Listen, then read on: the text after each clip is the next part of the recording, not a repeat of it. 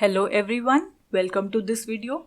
In this video, we shall be seeing Eisenstein's criteria, which is used to detect the irreducibility of the polynomials, right, over the field of rational numbers. So this criteria has been given by the German mathematician named Eisenstein in the 20th century, right? So before starting the proof and giving the statement, let us add some notation. So if you write A divides B, A vertical line B, that means you are talking about division. But when you write A, B with this vertical line tilted slightly, right, then you talk about fraction. So that means here I am saying A divides B and here I am saying A over B. So that means I write A over B like this, right? So there's a difference between these two. So be careful using the notations. So now let us come to the statement of Eisenstein's criteria. What is that? It says that if you have a polynomial fx, say it is a0 plus a1x plus up to an x raised to power n, which belongs to zx, that means all the coefficients a0, a1 up to an, they are integers. Moreover, the degree of this polynomial is greater than or equal to 1. Then they are saying if there exists a prime number p such that all these conditions are satisfied, that means that prime number should divide all the coefficients of this polynomial except the an coefficient, right? Moreover, the p square should not divide the constant polynomial a0. If this happens, that means the given polynomials is irreducible over the given field Q. So let us look at the proof of this polynomial. We'll give the proof using the method of contradiction, which is the very famous method. What does we do in that? In that we assume that this fx is reducible over Q. That means we suppose the opposite. And we'll somehow get the contradiction proving, so that will prove that whatever we have assumed is wrong and fx is irreducible over Q. So let us assume fx is reducible, right? If fx is reducible, then we can write it as a product of two polynomials, say this and this. So now I'm saying the degree of this polynomial, first polynomial, this is r. So that means r should be less than n and br should be non-zero. And the degree of the second polynomial, I'm saying this to be s. That means s should be less than n and cs should be non-zero. Then only it is of degree s, right? And these all coefficients bi and ci, they are also integers. So this we have assumed. So now when you multiply these two polynomials, your first coefficient a0 would simply be b0 into c0, right? This one. This is obvious. And the last coefficient, that is the coefficient of x to the power n, that should be obtained by multiplying these two terms. So that would simply be br and cs, right?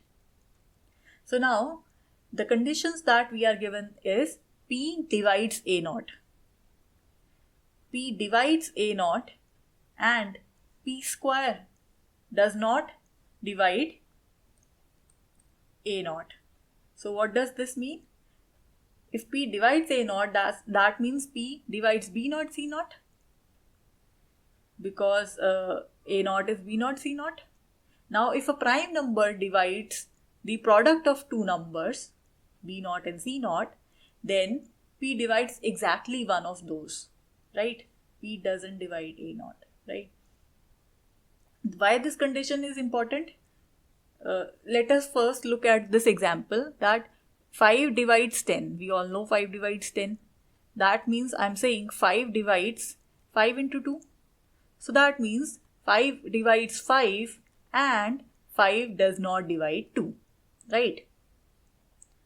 In the second condition is important because if I take an example like 5 divides 25.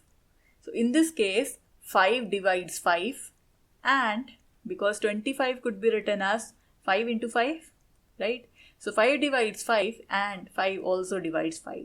So this condition is also quite important, because here both these conditions are given, so we have a case similar to this one. So 5 only divides one of these. So P only divides B naught or C naught.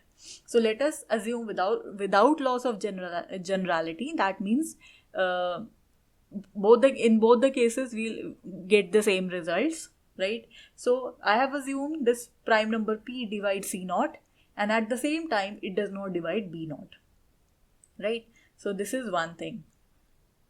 Moreover, we are also given that, see the condition, that P does not divide the last coefficient an. So P doesn't divide an, that means what is an? BRCS.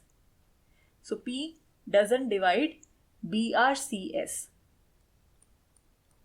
And if a prime number does not divide the product of two numbers, that means they do not divide both the numbers at the same time. This is important, right? Suppose you have 2 and it does not divide 15, right? And what is 15? 2 does not divide 5 into 3. So that means 2 does not divide 5 and 2 does not divide 3 as well, right? So we obtain this thing. So now P does not divide CS. And what is this polynomial? CS was one of the coefficient from the second polynomial, right? Over here. So let us assume that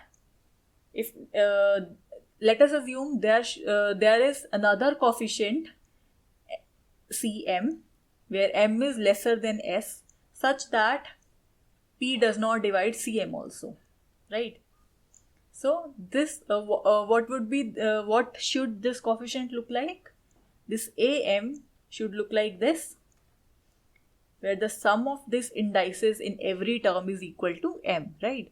So now, because of this condition, we have assumed that P does not divide Cm, so P does not divide this term. So overall, P does not divide the sum. That means P does not divide Am, right? This is quite obvious. So we say that because P does not divide Cm, it does not divide Am. So, but in our condition, it was given that P does not divide the last coefficient of fx. What was that? An. And now we are saying that it is Am. So that means this m should be equal to n, right? Just a second. So this m should be equal to n. So from here we get n is equal to m. And what was m? M was less than s. We have assumed it this way. And what was s? S was the degree of the second polynomial, which was less than n, because we assumed this to be a reducible polynomial. So this gives us n is less than n, which is not possible. You also know that. So here we obtain the contradiction. Similar is the case with this choice of division of P, right? Division of B naught by P and division of C naught not by P, right?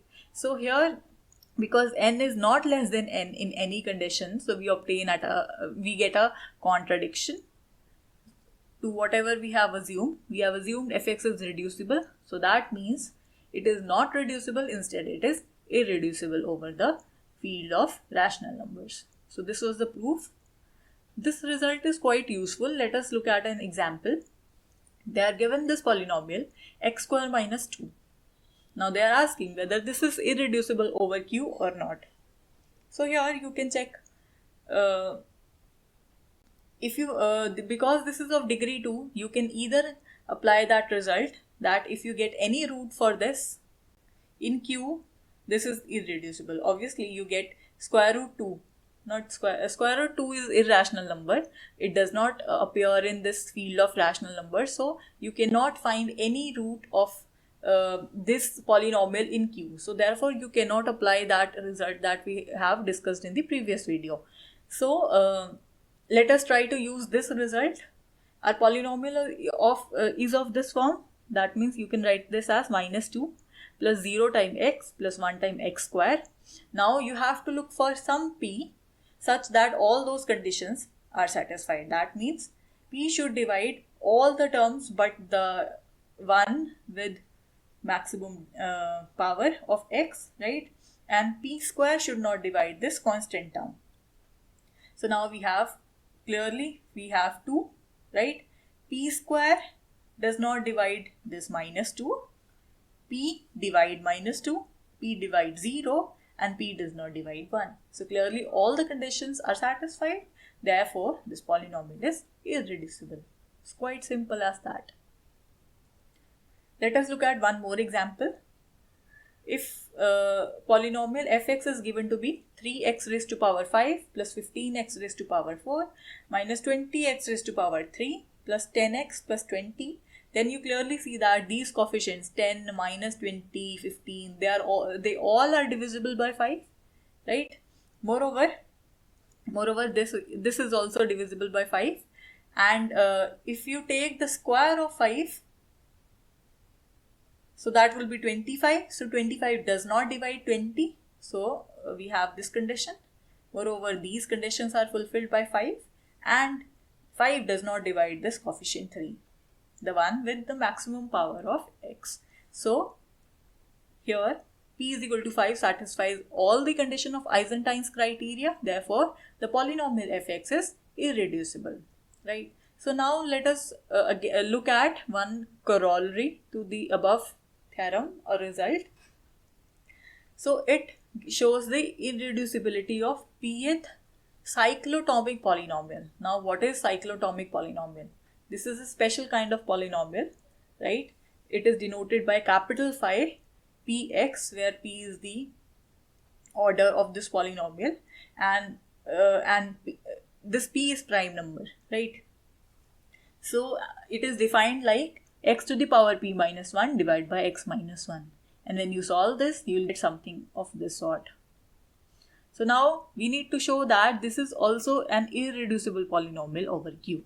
So we'll make use of Eisenstein's criteria. So what we do is, we define some another polynomial gx, and what we do, we just replace this x, the x here in the cyclotomic polynomial, by x plus 1, right? So now if gx is irreducible, this implies phi px is also irreducible. Why this is so? Because this is some result that if you replace this x by, say, x plus 1 or x plus a in general, where a is any constant, the polynomial, whatever is the nature of this polynomial, that same nature this polynomial has, g of x plus a. If this is reducible, then this is also reducible, and if this one is irreducible, this one is also irreducible. So now we have constructed this polynomial g of x, which is basically phi p of x plus 1. So we just replace x with x plus 1 over here. So in the denominator you will just get x, and in the numerator you will have x plus 1 raised to power p minus 1. So let us expand this.